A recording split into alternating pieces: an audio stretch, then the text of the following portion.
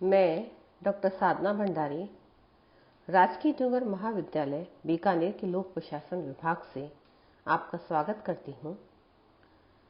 आज का मेरा विषय पब्लिक एंटरप्राइजेस के बारे में है।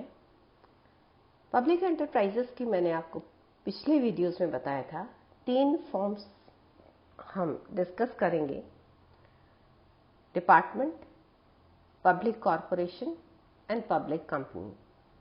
आज हम पब्लिक कंपनी के बारे में चर्चा करेंगे।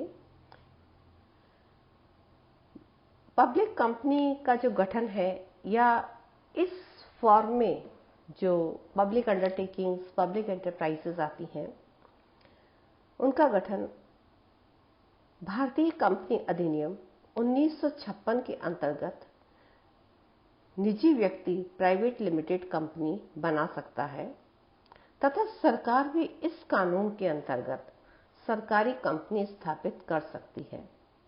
भारत में कंपनी अधिनियम की धारा 617 के अनुसार सरकारी अथवा मिश्रित स्वामित्व की कंपनियां, मिश्रित मतलब जिसमें सरकार भी है और प्राइवेट सेक्टर भी है। कंपनी से आशय एक ऐसी कंपनी से है जिसका चुकता पूंजी का कम से कम 51% भाग केंद्र सरकार या किसी राज्य सरकार या सरकारों या अंशतः केंद्र और अंशतः एक या अधिक राज्य सरकारों के पास हो। इसमें वह कंपनी भी शामिल है जो किसी सरकारी कंपनी की सहायक कंपनी हो। अर्थात यदि आपको किसी भी पब्लिक सेक्टर को कंपनी फॉर्म में ले जाना है तो आपको सबसे पहले उसे भारतीय कंपनी अधिनियम की धारा 617 के तहत उसको रजिस्टर करना पड़ेगा और इसमें 51% सरकार, 51% जो भाग है वो सरकार का होगा। वह केंद्र सरकार हो सकती है, राज्य सरकार हो सकती है, केंद्र व राज्य सरकार दोनों हो सकती है, केंद्र व एक से अधिक राज्य सरकारें हो सकती हैं। एच हैंसन के अनुसार सरकारी कंपनी वह लोक उपक्रम है, हम पब्लिक एंटरप्राइजेस को लोक उद्यम, लोक उपक्रम की श्रेणी में रखते हैं, जिसकी स्थापना संबंधित देश के सामान्य कंपनी अधिनियम के अंतर्गत की जाती है तथा जिसमें सरकार सभी या कुछ अंशों के स्वामित्व, सभी मतलब 100% और कुछ अंश यानी कम से कम 51% अंशों के स्वामित्व के माध्यम से नियंत्रण स्थापित करती है। सार्वजनिक क्षेत्र में उत्पादन से संबंधित अधिकांश लोक उपक्रम अब सरकारी कंपनी के रूप में स्थापित किए जा रहे हैं। ये सरकारी कंपनियां सरकार के पूर्ण स्वामित्व अथवा मिश्रित स्वामित्व या संयुक्त पूंजी जॉइंट स्टॉक कंपनी भी हो सकती हैं।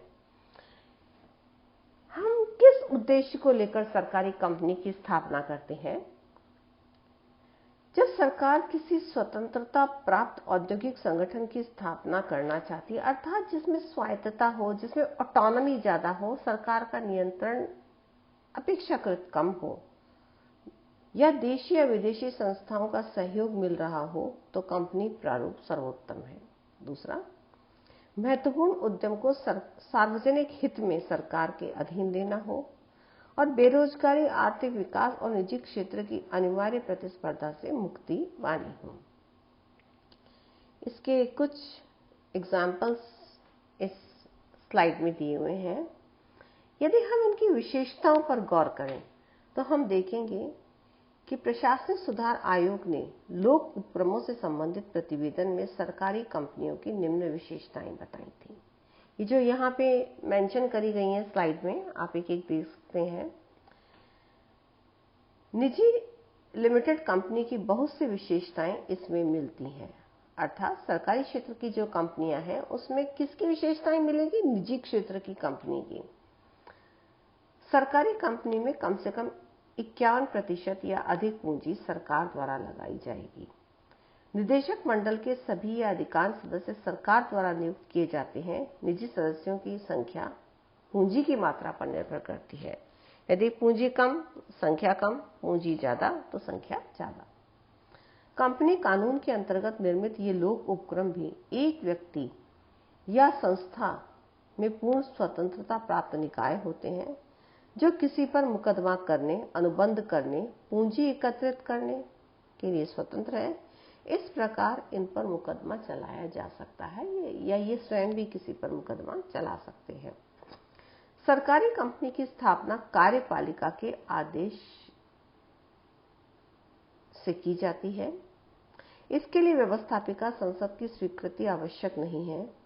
सरकार को कंपनी के नियम बनाने एवं उन्हें संशोधित करने का अधिकार है। इनके लिए आवश्यक धन सरकार एवं कुछ मामलों में निजी शेयरधारकों एवं उत्पादित माल की बिक्री या सेवा से होने वाली आय से प्राप्त होता है। सरकारी कंपनियां प्रायः अपने कार्मिक तंत्र, बजट, लेखांकन, अंकेक्षण आदि के क्रम में सरकारी विभागों की तुलना में स्वतंत्र होती हैं। इनके जो अधिकांशतः कार्मिक हैं वो कंपनी के स्वयं के कार्मिक होते हैं। और यदि हम इनकी कुछ अन्य विशेषताओं की ओर देखें तो सरकारी कंपनियां विभागीय संगठनों अथवा लोक निगमों से अधिक स्वतंत्रता प्राप्त होती हैं। सरकारी कंपनियों की रिपोर्ट संसद में प्रस्तुत की जाती है। नियंत्रक एवं महालेखा परीक्षक की अनुशंसा पर इनके अंकेक्षकों की नियुक्ति, मतलब इनके जो अकाउंट्स हैं उनकी ऑडिट कौन करेगा, केंद्र सरकार के द्वारा की जाती है। किंतु ये कंपनियां सरकारी विभागों के अंकेक्षण प्रणाली से मुक्त होती हैं। एच हैंसन जो कि पब्लिक एंटरप्राइजेस पर अपना विशेष इंटरप्रिटेशन रखते हैं, इनका मानना है कि मेरा अपना मत है कि सरकारी कंपनी तथा लोक निगम में उनके वैधानिक स्तर को छोड़ अन्य कोई अंतर नहीं है। कंपनी पर सरकार का पूर्ण नियंत्रण होता है क्योंकि वह शेयरों की स्वामी होती है। इसके अतिरिक्त सामान्यतः कंपनी विधि के अधीन नहीं होती, अपितु संघ स्मृति पत्र तथा संघ विधान पत्र की शर्तों के अनुसार कंपनी पर सरकार का विशेष नियंत्रण भी रहता है। यदि हमें इनके गुणों की बात करें कि हमने पब्लिक सेक्टर कंपनी बनाई है तो हमें उसमें क्या क्या विशेषताएं देखने को मिलेंगी।